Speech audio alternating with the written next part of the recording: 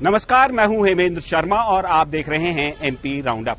मध्य प्रदेश में ओबीसीज को 27% रिजर्वेशन देने के मामले में सत्तारूढ़ भारतीय जनता पार्टी की सरकार एक बार फिर से घिरती हुई नजर आ रही है।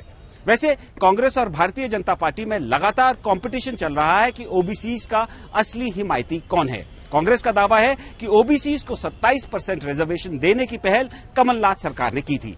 जवाब में भारतीय जनता पार्टी का कहना है कि पहल तो हुई थी, लेकिन मामले को कोर्ट में ही लटका दिया गया।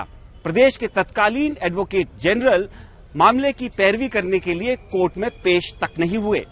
भारतीय जनता पार्टी का यह भी दावा है कि मामले को फिर से पटरी पर लाने के लिए देश के सॉलिसिटर जनरल तक से मामले की पैरवी कोर्ट में करवाई गई। लेकिन अब जबलपुर के एक वकील रामेश्वर प्रसाद सिंह ने आरोप लगाया है कि भारतीय जनता पार्टी की सरकार ओबीसीज को रिजर्वेशन देने के मामले में सीरियस नहीं है। रामेश्वर प्रसाद सिंह ने यह भी आरोप लगाया है कि प्रदेश के एडवोकेट जनरल पिछली 5 पेशियों में कोर्ट में पेश तक नहीं हुए हैं। 27% की कॉन्स्टिट्यूशनल वैलिडिटी को ही डिसाइड करेगी। इसके बाद में पिटीशनें सुनवाई पे आई, कुछ नई पिटीशनें दाखिल की गई, तो एक कंटेम्प्ट भी फाइल हुआ। तो इसमें सरकार की ओर से जो पक्ष उसमें रखा जाना था विधिवत, वो पक्ष नहीं रखा जा रहा है। जैसे 12 तारीख को सुनवाई हुई, 8 नवंबर को सुनवाई हुई, 15 नवंबर को सुनवाई हुई, एक के केस की 22 नवंबर को सुनवाई हुई, एक केस की अभी 24 तारीख को सुनवाई हुई। इन समस्त प्रकरणों में मध्य प्रदेश शासन की ओर से पक्ष नहीं रखा गया। मैं यहाँ तक कहना चाहूँगा कि चूँकि मध्य प्रदेश सरकार का जो प्रमुख विधिक सलाहकार महाधिवक्ता महोदय होते हैं, महाधिवक्ता महोदय उपस्थित नहीं हो पाए। क्या कारण था, पक्ष नहीं रखा गया, तो माननीय न्यायालय ने उक्त प्रकरणों पर अंतरिम आदेश जारी करके नोटिस भी किया गया है और वो समस्त प्रकरण 6 दिसंबर के लिए फाइनल हियरिंग के लिए जो केस ऑलरेडी लिस्ट हैं उससे संलग्न किया गया। आपको बता दें कि रामेश्वर प्रसाद सिंह कोई कांग्रेस के वकील नहीं है, बल्कि इनको शिवराज सिंह सरकार ने 14 सितंबर 2021 को प्रदेश सरकार का कोर्ट में पक्ष रखने के लिए ओबीसी वाले मामले पर ही 1.5 लाख रुपए प्रति पेशी देकर नियुक्त किया गया है। तो सवाल एक बार फिर वही, क्या ओबीसी रिजर्वेशन वाले मामले पर सिर्फ और सिर्फ राजनीति की जा रही है? इस मुद्दे पर चर्चा करने के लिए थोड़ी ही देर में हमारे साथ मौजूद होंगे भारतीय जनता पार्टी के प्रदेश प्रवक्ता डॉक्टर हितेश वाजपेयी। लेकिन उससे पहले एक नजर प्रदेश की बाकी अहम खबरों पर। मुरैना के हेतमपुर रेलवे स्टेशन के पास दुर्ग सुपरफास्ट एक्सप्रेस की 4 बोगियों में शुक्रवार को भीषण आग लग गई। सभी यात्रियों को सुरक्षित बाहर निकाल दिया गया और किसी के भी हताहत होने की कोई खबर नहीं है। ये ट्रेन उधमपुर से दुर्ग जा रही थी। आग के लगने का कारण फिलहाल पता नहीं चल पाया है। सरकार के कई दावों के बावजूद सतना में किसानों की खाद की किल्लत खत्म होने का नाम नहीं ले रही है। शुक्रवार को खाद न मिलने से परेशान किसानों ने सतना सिमरिया मार्ग पर चक्का जाम कर दिया।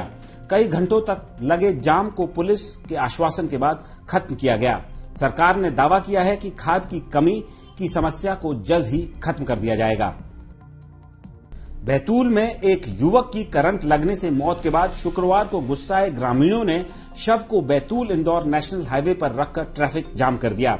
ग्रामीण मृत युवक के परिजनों को मुआवजा देने की मांग कर रहे थे। घटना गुरुवार शाम की है, जब संदीप होते नाम का युवक बिजली विभाग के कर्मचारी के कहने पर ट्रांसफार्मर ठीक करने की कोशिश कर रहा था। भोपाल के मिंटो हॉल का नाम बदलकर अब कुशाभाऊ ठाकरे हॉल कर दिया गया है। मुख्यमंत्री शिवराज सिंह चौहान ने इसकी घोषणा बीजेपी कार्य समिति की एक दिन की बैठक के समापन सत्र में की। मिंटो हॉल 40 साल तक मध्य प्रदेश की विधानसभा भी रह चुका है और इसकी नींव लॉर्ड मिंटो ने 1909 में रखी थी। और अब बारी मध्य प्रदेश में ओबीसीज को दिए जाने वाले 27% रिजर्वेशन की। हमारे साथ मौजूद हैं भारतीय जनता पार्टी के प्रदेश प्रवक्ता डॉक्टर हितेश वाजपेयी। सर, स्वागत है आपका। धन्यवाद। सर, जो आरोप भारतीय जनता पार्टी ने कांग्रेस पर लगाए थे कि वकीलों को तक पेश नहीं किया गया कोर्ट में, वही आरोप आज फिर से भारतीय जनता पार्टी पर लग रहे हैं। रामेश्वर सिंह ने कहा है कि एडवोकेट जनरल 5 पेशियों में नहीं आए। देखिए, कांग्रेस पूरी तरह से झूठी पार्टी है। जी। और यही कारण है कि जब लग रही थी, जब उसके ऊपर आपत्ति लग रही थी तब उन्होंने कैबिनेट तक नहीं लगाया जी। और इसके बाद अब आ जाइए, ओबीसी आयोग यदि देश में किसी ने बनाया तो किसने बनाया? नरेंद्र मोदी जी ने बनाया। ओबीसी को नीट में क्लियर रिजर्वेशन, न केवल ओबीसी बल्कि 10% सवर्णों को भी क्लियर, कोई पिटीशन है क्लियर किया, वो करने का काम इन्होंने किया। फिर उसके बाद 15 महीने एक भी नोटिफिकेशन जारी किया गया इन्होंने, 15 महीने सरकार रही ना इन्होंने, ये चाहते नोटिफिकेशन जारी कर दे, एक भी नोटिफिकेशन जारी नहीं किया। तो सारे नोटिफिकेशन शिवराज जी ने किए, ठीक है। उसके बाद लिटिगेशन है, हम लिटिगेशन में प्रेजेंट हो गए। सर लिटिगेशन में करेंगे। आपने तो कहा था कि हमने सॉलिसिटर जनरल तक को और लाया भी, सर अदालत पॉलिटिकल नहीं होती, लेकिन अदालत में आपके एडवोकेट जनरल पेश नहीं हो रहे हैं। ये आप ही के वकील कह रहे हैं। आज रामेश्वर सिंह, जिनको आप ही की सरकार ने बनाया है, आज वो ऑन रिकॉर्ड कह रहे हैं कि एडवोकेट जनरल आ ही नहीं रहे हैं। आप खुद खबर कर चुके हो, रविशंकर प्रसाद उसमें जा रहे हैं, मुकुल रोहतगी जी जा रहे हैं, ये लोग कौन है? नहीं, मैं कह रहा हूँ कि ये जा रहे हैं, क्या ये नहीं जा रहे हैं? जा रहे हैं, क्या सुप्रीम कोर्ट में नहीं जा रहे हैं इसको विषय को काउंटर करने के लिए? नहीं, लेकिन मध्य प्रदेश हाईकोर्ट में जब मामले की सुनवाई हो रही है तो आपके वकील क्यों पेश नहीं हो रहे? इसका उल्टा पूछा, मैं तो नाम बता दिया जी। मुझे बताइए, कांग्रेस ने तो कहा था निःशुल्क वकील उपलब्ध कराएगी, कहाँ है कपिल सिब्बल जी? कहाँ है उनके वो कौन कौन है वो जो रात को अभिषेक मनु सिंघवी का भी बोला था, रात को 12 बजे आतंकवादियों के लिए अदालत खुलवाते थे, वो चले जाएं, अपील करें कोर्ट से। देखिए, हम तो लड़ेंगे और हम करेंगे भी, और हमारा कमिटमेंट के रिजल्ट हमने आपको बताए, जो मैंने 2-3 बातें बताई। वहीं कांग्रेस के खाते में केवल दिवालियापन है, हताशा है, निराशा है।